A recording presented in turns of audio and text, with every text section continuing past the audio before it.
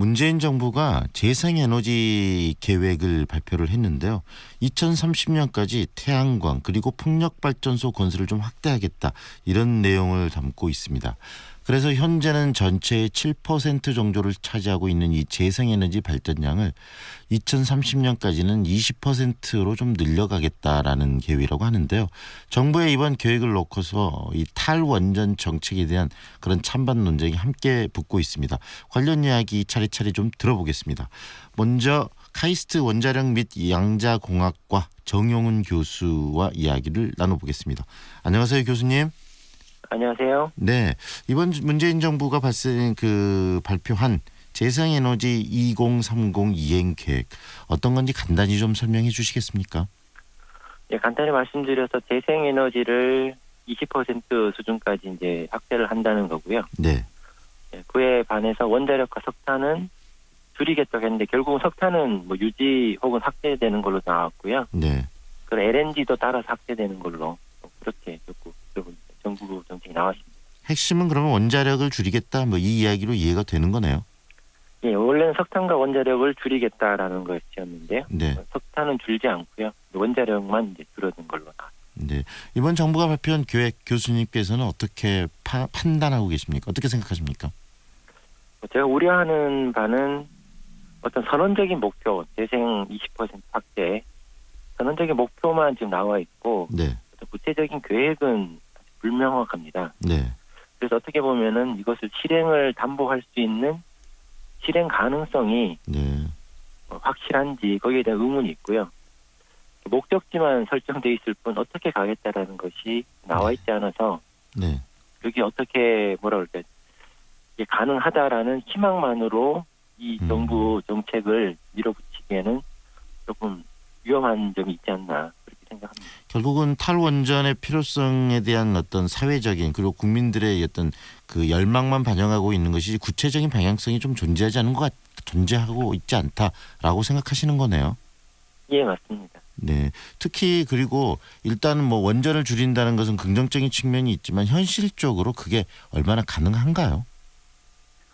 원자력을 줄이는 것은 가능할 겁니다. 그렇지만 우리가 치러야 될 대가가 얼마인지도 같이 나와야 되거든요. 네네. 원전을 줄일 수도 있고 석탄을 줄일 수도 있고 LNG를 줄일 수도 있지만 그 각각의 옵션들이 가지고 있는 말하자면 가격표가 얼마인지 네. 그걸 정확하게 이제 우리가 알 수 있어야지 판단이 가능합니다. 네. 근데 지금 정부가 내놓은 그 안을 보면요. 신재생을 태양광 풍력 중심으로 한 네. 50기가와트 정도를 늘리는데 100조를 쓰겠다. 네. 그런데 50기가와트라는 것이 태양광 풍력은 하루 종일 돌아가는 것이 아니기 때문에 네. 평균으로 보면 한 8기가와트, 9기가와트 정도 되는 거거든요. 네. 그러면은 원전 한 6기 정도에 해당되는 양입니다. 네. 그런데 또 태양광은 수명이 20년이고요. 네. 원전은 수명이 3배입니다. 60년. 네. 그러면 사실상 원전 한 2기 내지 3기 정도 되는 분량입니다. 네. 그것을 100조를 들여서 하겠다라는 계획인데 원전 2~3기면 사실상 110조 정도 투자로 가능한 것을 네. 이제 100조로 하겠다고 했기 때문에 네. 너무 과한 측면이 있지 않는가. 그리고 그렇다면 안전성이 증진된 신형 원전이라면 네.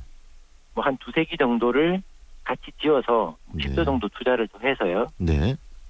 100조 투자에 어떤 불확실성이 있을 경우에 대비도 해야 되는데 네.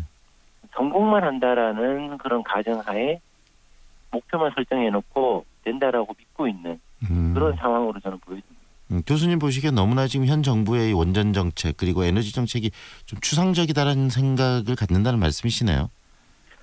예, 그렇습니다. 원자력을 네. 뭐 없애는 데 있어서는 그 어떤 계획도 괜찮다 정도로만 네. 나와 있는 거고요. 네. 예를 보시면은 석탄은 지금 확대가 되고 있습니다. 오히려 네. LNG도 확대되고 있고요. 네.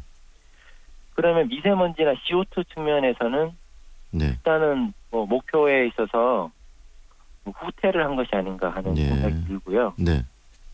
그리고 OECD 평가를 보면은 우리나라에 한 18,000명 정도가 매년 대기 오염으로 조기 사망을 하고 있는데 네. 현재 벌어지고 있는 일이거든요. 네. 그런데 이 부분에 있어서는 안전이라든지 환경 문제를 그렇게 중하게 생각하지 않는다라는 네. 그런 느낌을 지울 수가 없습니다. 네. 지금 이런 논의들이 이 사회에서 일어나는 게 이 원전의 안전성 때문에 그러는 거 아니겠습니까? 그렇죠. 교수님 보시기에는 어떻습니까? 이 원전 뭐 미래의 그 우리 사회에 위협이 될 수 있기 때문에 지금 없애자라는 논리, 지금 원전을 반대하는 분들의 가장 대표적인 논리가 그건데요.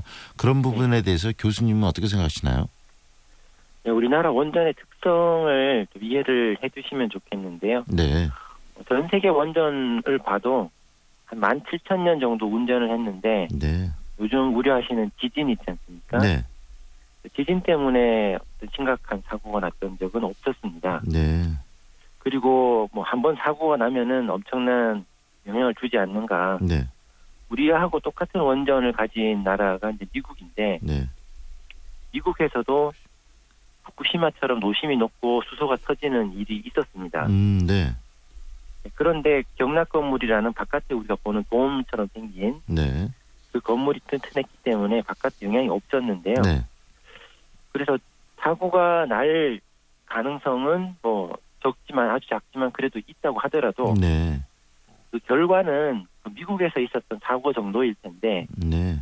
우리가 후쿠시마를 최근에 봐왔기 때문에 그 기억 때문에 좀 원전의 안전성에 대한 우려가 더 커지지 않았나. 네. 게다가 뭐 노후 원전 네. 계속 운전하면 위험하다. 네. 미국 예를 보시면은 88기 정도가 60년 운전을 지금 향해서 가고 있거든요. 네. 고리 원전은 40년 운전하고 세로 절차를 네. 밟고 있는데요. 오래된 원전을 운영한다고 해서 특별히 위험성이 있느냐. 오히려 미국 같은 경우에는 안전성을 나타내는 어떤 인자들이 더 네. 증진이 되고 있습니다. 네. 오히려 더 안전해졌다는 거죠. 그래서 노후 원전이다, 뭐 사고가 나면 큰일 난다, 지진에 불안하다라는 것은 어떻게 보면 좀 우리가 좀 더 이해를 시켜드려야 할 그런 부분 같습니다. 충분히 지금 이 원전 관리가 가능하다. 그리고 안전성이 지금 현재 기술로 확보가 될 수 있다라고 교수님께서는 판단하시는 거네요. 네, 원자력 사고라는 것은 충분히 관리 가능한 영역이다. 네. CO2나 미세먼지에 비해서는 훨씬 더 쉽게 관리할 수 있는 거다라고. 거기서 더불어서 지금 현재 재생에너지로 가는데 드는 비용보다는 이렇게 관리가 가능한 원전을 가지고 이 그 에너지를 창출해 만들어냈을 때 훨씬 더 저비용으로 우리들이 충분한 많은 에너지를 만들어낼 수 있다라고 보시기도 하고요. 예, 맞습니다. 네. 그런데 지금 현재 분위기는 뭐 원전을 좀 폐기하자는 쪽으로 많이 가는 것 같고 또 정부의 정책도 그렇게 가는데 교수님께서 보시기엔 그렇다면 앞으로 이 정책이 정부의 에너지 정책이 어떤 방향으로 가는 것이 가장 바람직하다라고 생각하시는지 말씀해 주시죠. 예, 정부 계획을 지금 수립하는 데 있어서 시뮬레이션을 해봤을 텐데요. 네. 거기에는 사실상 가정을 어떻게 하느냐, 어떤 데이터를 넣느냐에 따라서 결론이 달라집니다. 네. 그런데 거기 들어간 가정이라든지 계산 내용에 대해서는 일체 공개가 안 되고 있거든요. 네. 그래서 이것을 공개를 해준다면은 어떤 가정하에서 이 계산을 했구나 네. 하는 것이 판단이 가능할 거고요. 네.